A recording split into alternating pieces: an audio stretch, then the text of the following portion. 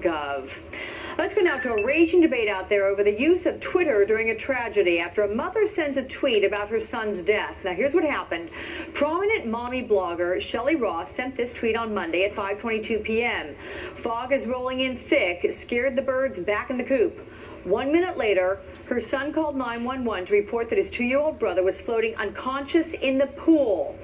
34 minutes later, 6:12 p.m., Ross tweeted this: "Please pray like never before. My 2-year-old fell in the pool." Now, tragically, her son was pronounced dead. And then 5 hours later, at 11:08 p.m., Ross sent this tweet: "Remembering my $1 million baby." The posts have prompted both sympathy and anger. Ross says no one has a right to question why she tweeted. She responded to her critics with this post: "People who are attacking me are just trying to drive attention to their blogs." Let's bring in our panel to weigh in on this. Joining me live is Colleen Padilla, founder of ClassyMom.com, Madison McGraw, former paramedic and writer, and Lisa Neal Gualtieri with the Tufts University School of Medicine. Ladies, thanks so much for joining me. Thank you. Madison, I'm going to begin with you. You were upset by Ross's tweets about her son's death. What upset you? At first, it wasn't so much about his death, but when I went back and I read her timeline, she had 5 tweets from 5:17 p.m. to 5:22 p.m. And as you said, the 911 call came at 5:23. She also uploaded 3 pictures of her chicken coop that time. And during the day, these are her tweets during the day. It totals 74 tweets from 8 o'clock until the time of his death. So it seems to me that maybe this 2-year-old would still be alive if the mom had spent more time in real time with her son than online with her mommy bloggers. And I'm certain there are a lot of people who agree with you, certainly, with that, Madison. Now, Colleen, you're also a mom blogger. You've come to the defense of Ross's tweeting during a tragedy. Why? Well, absolutely. First of all, I think, number one, all Shellie deserves and the Ross family is all of our sympathy. This is a terrible, heartbreaking tragedy. I'm going to time right before the Christmas holidays.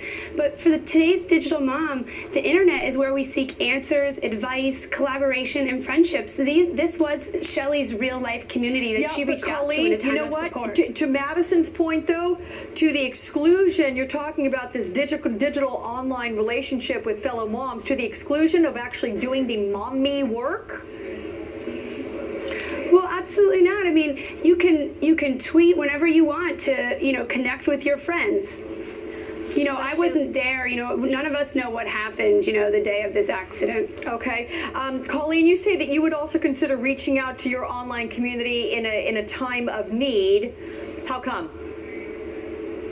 Absolutely. I mean, I've made amazing friendships with the online community, to connect, seek advice, whether your child is sick, even after you've called the doctor, to ask other parents what they've done. Motherhood can be very isolating, and, there's a wealth of people out there that are instant friends. And today, Facebook, Twitter, this is how the modern mom connects with other people. But Colleen, I just got to ask, I've got my BlackBerry right here, and I tweet on occasion. I mean, I spend a lot of time. I've got 2 kids. This is what it takes to tweet. You got to really focus and do this thing.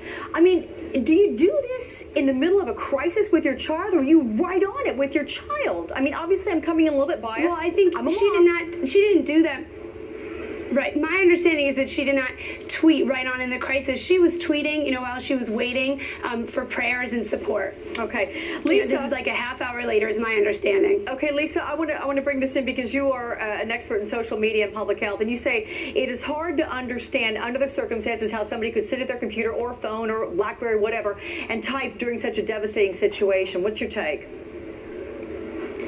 I think that the social and cultural norms for how we use social media are evolving, and this is something that it's breaking new ground. There have been a lot of uses of the internet for grief and grieving that go far beyond the obituaries that everybody are used to. And so, yes, people have trouble understanding exactly what we were doing, but the boundaries are changing, and how personal you are online and what the consequences are is something that we don't yet know. And Madison, I'm curious because since criticizing Shellie Ross's tweets, you've been getting some pretty horrific statements come your way. In addition, you've got something from Shellie herself sending you a tweet Tuesday asking where your heart is. What's your response to that? I I don't understand why the focus is now on me, because really I think we need to go back and we need to focus and think that a 2-year-old could still be alive. And Colleen had mentioned that, you know, this is a tragedy, but a tragedy to me is when a parent is backing down his driveway and doesn't see his child and dies.